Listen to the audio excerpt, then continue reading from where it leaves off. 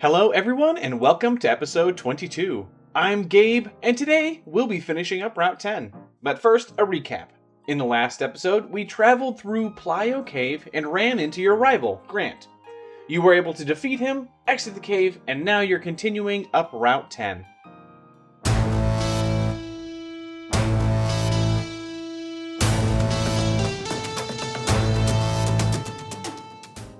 Outside of the geothermal caves, the remainder of the route is much colder. You can make out Pokémon moving in the blowing snow, Chip-It and Fractip roll themselves down snowdrifts, while Primal Persian is on the prowl. A towering silhouette emerges from the snow.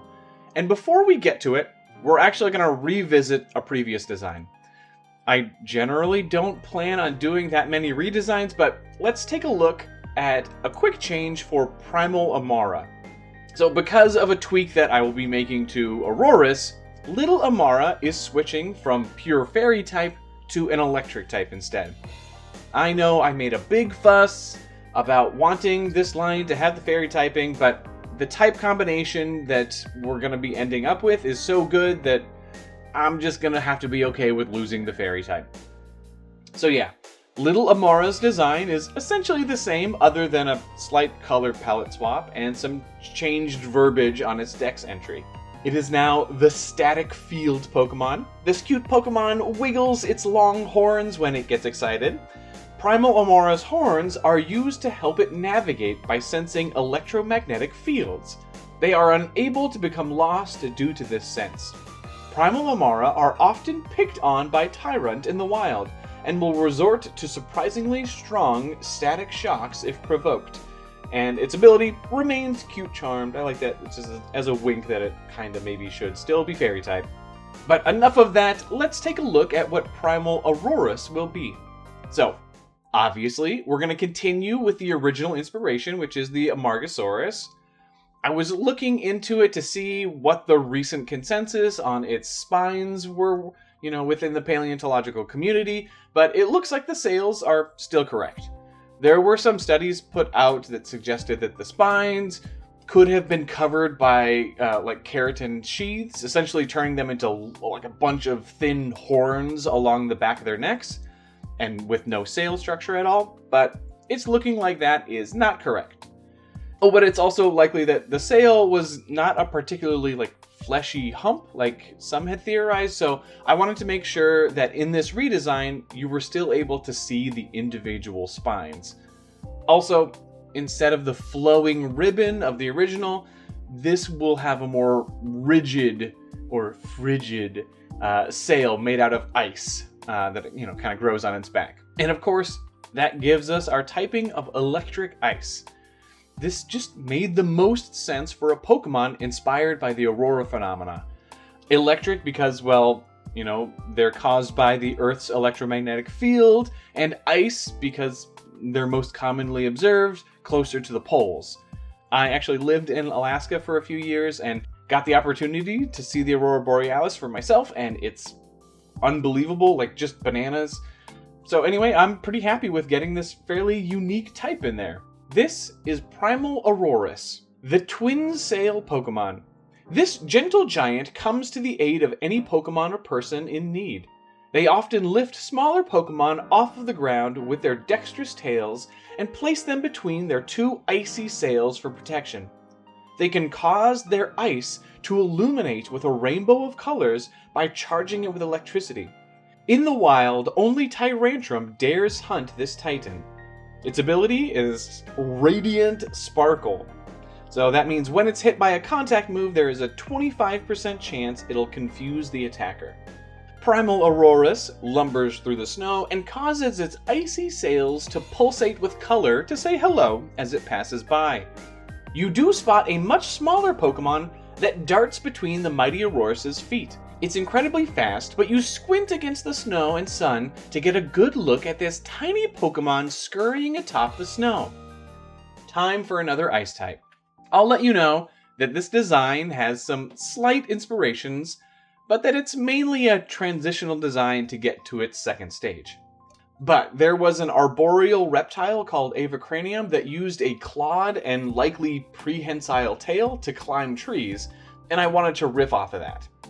Also, because of the snowy environment, I'm bringing in some elements of the Jesus lizard, which runs normally on water, to let this little guy run on top of snow and give it a fun, active pose. We're also going to add some little ice crystals on its back, though these come more into play once it evolves. If you have, a guess as to what it'll evolve into, you just let me know down in the comments below. The colors were easy to find, something nice and icy, though I did make sure that the shiny had some warmer greens to hint that the fact that the actual Avacranium likely lived in a much warmer climate. Alright, here is Guan, the snow sprinter Pokemon. This speedy Pokemon can be seen running atop even the lightest of fresh snow. Guan also use their sharp tail to aid in climbing vertical walls of ice. If a predator ever begins to catch up to them, they will resort to diving headfirst into the snow and digging their way to safety. Guan are skittish, and trainers will need to be very patient to earn their trust. Its ability is Slush Rush, and that means the Pokemon's speed is boosted in a hailstorm. But yeah, Guan is pretty cute, and you see them skittering around on top of the snow all around you.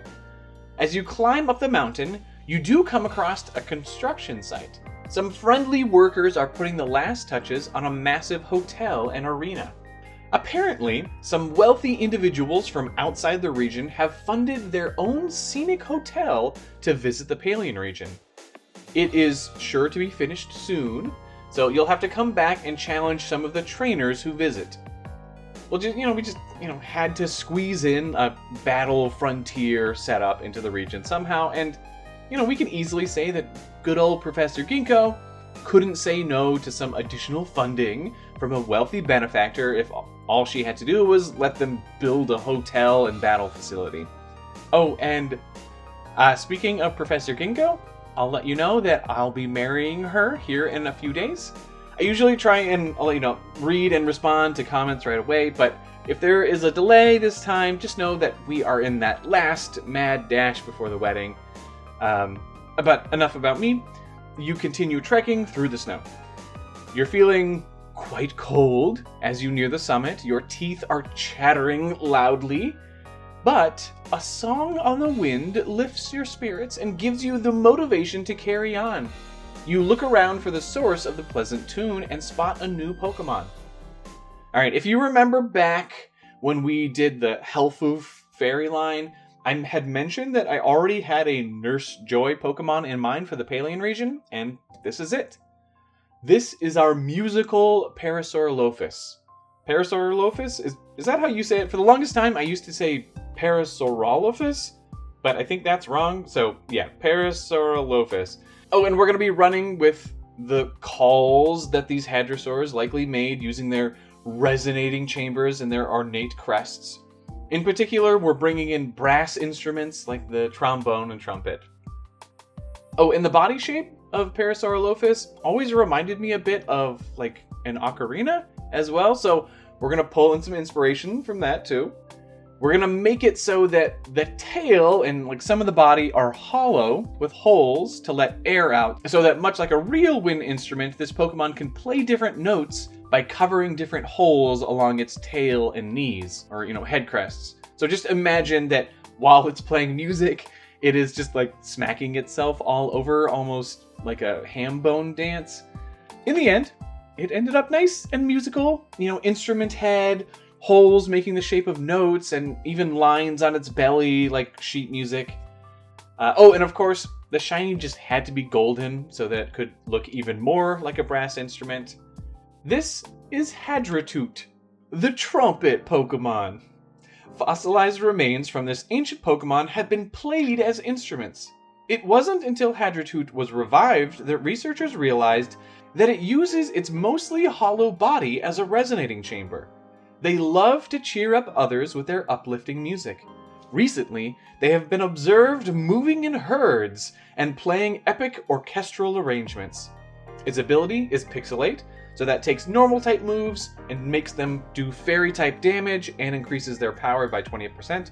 And that's mainly just so that this can use all of those normal type sound moves, and they'll do fairy type damage.